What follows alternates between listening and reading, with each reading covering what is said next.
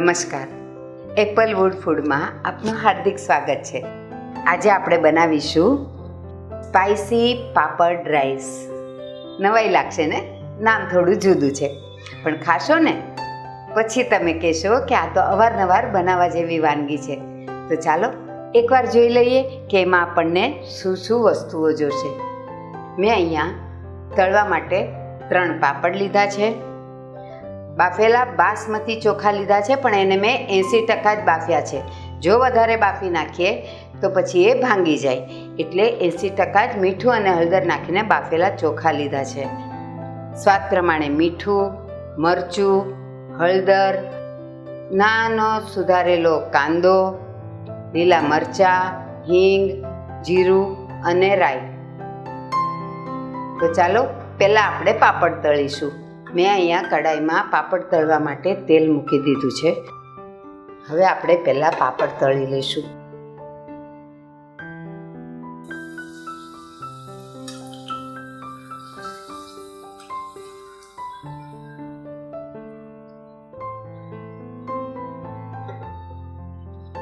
પાપડ તળતી વખતે એ ધ્યાન રાખવાનું કે પાપડ લાલ ન થઈ જાય.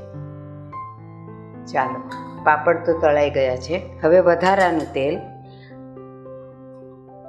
આપણે આ વાટકીમાં કાઢી લઈશું.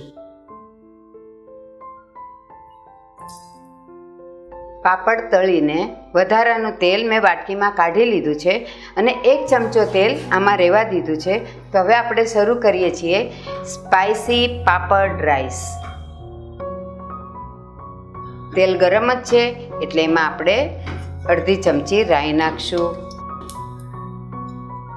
રાઈ કકડે એટલે એમાં આપણે અડધી ચમચી જીરું નાખશું.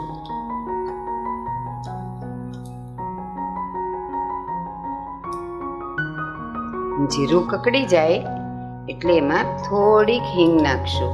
હિંગથી રાઈસનો સ્વાદ બહુ સરસ આવે છે.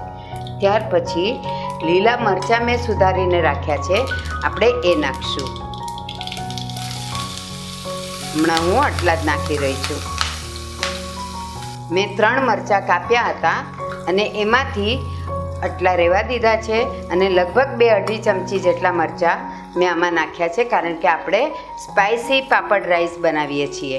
આ થોડાક મરચાં સતળાઈ જાય એટલે એમાં આપણે એક નાનો સુધારેલો કાંદો નાખીશું. કાંદાથી રાઈસનો સ્વાદ બહુ સરસ આવશે. હવે કાંદાનો જ્યાં સુધી કાચો રસ નીકળી જાય ત્યાં સુધી આપણે એને સાતળશું. કાંદા ટ્રાન્સપરન્ટ થવા માંડે એટલે એમાં આપણે બીજા મસાલા કરી લેશું. જુઓ, કાંદો ટ્રાન્સપરન્ટ થવા માંડ્યો છે. હવે એમાં આપણે મસાલાના સ્વાદ પૂરતું મીઠું નાખીશું, કારણ કે મેં ભાત જ્યારે બાફ્યા હતા ત્યારે એમાં પણ મેં મીઠું અને હળદર નાખ્યું હતું, એટલે હું થોડુંક જ નાખું છું. જો તમે મીઠું નાખ્યા વગર ભાત બાફ્યા હોય તો કાંદા અને ભાતના પ્રમાણનું મીઠું નાખવાનું. હવે એમાં આપણે થોડી હળદર નાખીશું, અડધી ચમચી. સ્પાઇસી રાઈસ છે એટલે મરચું થોડું વધારે, એટલે કે મેં અહીંયા 1/2 ચમચી મરચું લીધું છે, એટલું નાખીશું. ને આને ફરીથી હલાવશું ધીમે ધીમે. જેવો આનો મસાલો ચડી જાય એટલે પછી આપણે એમાં રાઈસ નાખી દઈશું. જુઓ, તેલ રિલીઝ થવા માંડ્યું ને. હવે આ સ્ટેજ ઉપર આપણે બાફેલા ભાત નાખીશું. મેં અહીંયા 1.5 બાઉલ લીધા છે.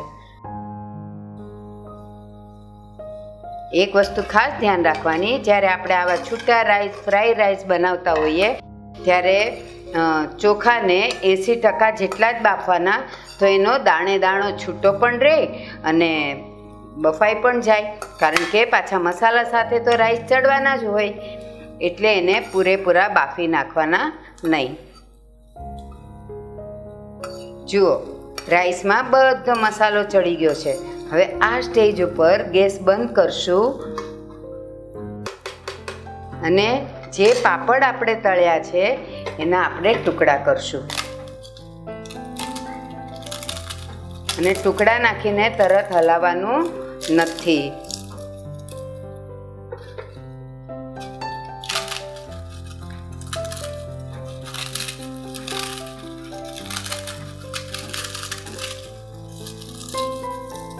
રાઈસ ઉપર બધા પાપડના ટુકડા આપણે નાખી દીધા છે. હવે 5 મિનિટ માટે આપણે એને ઢાંકી દઈશું. 5 મિનિટ થઈ ગઈ છે. હવે આપણે ખોલીને જોઈ લઈએ. જુઓ, પાપડ નરમ થઈ ગયા છે અને કેટલો સરસ લુક આવે છે. આ સ્પાઇસી પાપડ રાઈસ ખાવાની મજા જ કંઈક અલગ હોય. ચાલો હવે આપણે એને સર્વિંગ પ્લેટમાં લઈ લઈએ. અને હા, જો મારી આ વાનગી તમને ગમે તો એને લાઈક કરજો, શેર કરજો અને સબસ્ક્રાઈબ કરજો.